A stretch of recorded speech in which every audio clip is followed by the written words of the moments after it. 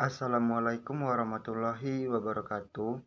Izin memperkenalkan diri, saya Hakom Yahya, MPM 21210200048, Prodi Hukum Tata Negara, kelas B. Tujuan saya untuk membuat video ini untuk memenuhi tugas filsafat hukum Islam, dosen pengampu Bapak Dr. Hervin Yoki Pradikta MHI. Kali ini yang saya bawakan yaitu untuk mempresentasikan materi yang berjudul Metodologi Hukum Islam. Baiklah, langsung saja kita ke materi. Objek dan subjek hukum Islam. Hukum Islam dalam konsep ilmu usul fikih dibagi dua macam, yaitu hukum taklifi dan hukum wad'i. Secara terminologi, hukum adalah kitab Allah yang berhubungan dengan perbuatan mukallaf dalam bentuk al-ittida, at-takhir, dan al-wad'i. Yang dimaksud dengan kitab adalah firman Allah yang berupa perintah-perintah atau larangan-larangan. Juhaya S. Praja menyebutkan kitab sebagai al-muqabbih, yakni produk dari kitab yang berupa perbuatan hukum. Juhaya S. Praja juga mengatakan bahwa yang dimaksud dengan al-ittiqa imperatif ialah tuntutan untuk melakukan sesuatu perbuatan atau untuk tidak melakukan suatu perbuatan. Jika tidak dilaksanakan akan mendapat dosa dan siksaan disebut dengan wajib.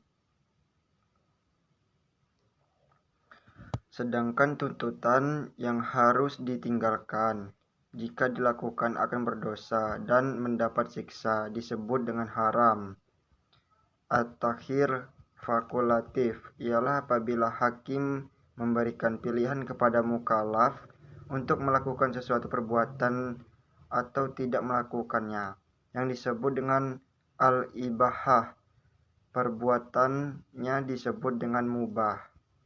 Ada beberapa hukum taklifi, yaitu yang satu ada ijab, yaitu firman yang menuntut suatu perbuatan dengan tuntutan yang pasti.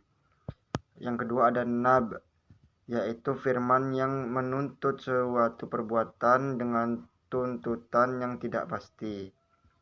Menurut ulama Hanafi'ah, hukum taklifi dibagi menjadi 7, yaitu fardu, wajib, tahrim, karohah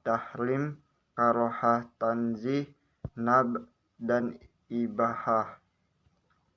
Menurut ulama Hanafiyah, jika suatu perintah didasarkan pada dalil yang pasti seperti Al-Quran dan hadis mutawatir, perintah itu disebut dengan perintah fardu.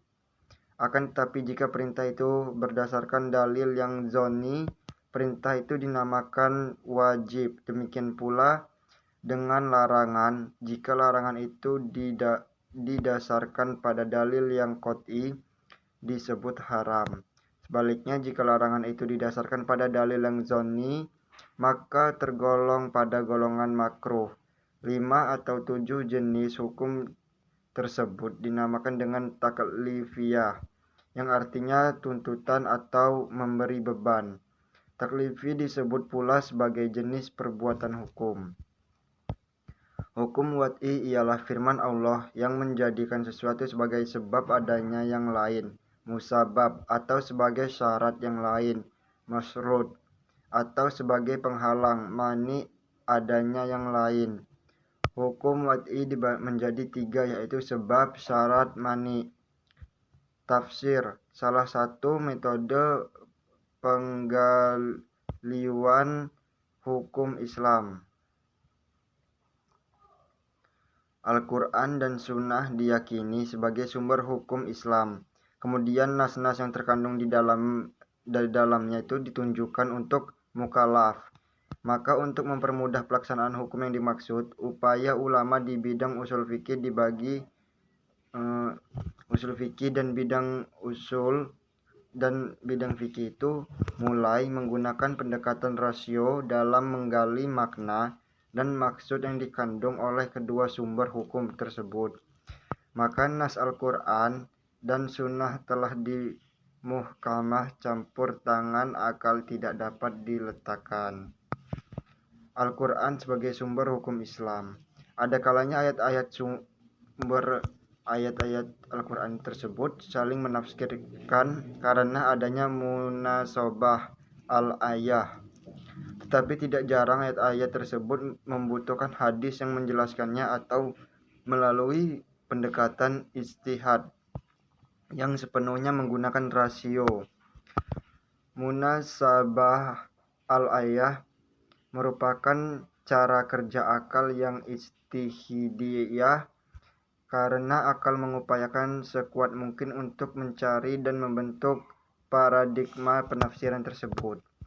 Ijtihad sebagai metode penggalian hukum Islam. Ijtihad berasal dari kata jahda, artinya al-makoh, sulit, berat, susah, atau sukar. Menurut Rahmat Syafi'i, secara etimologis kata ijtihad artinya kesulitan dan kesusahan. Al-masakoh juga diartikan dengan kesanggupan dan kemampuan. At-takot.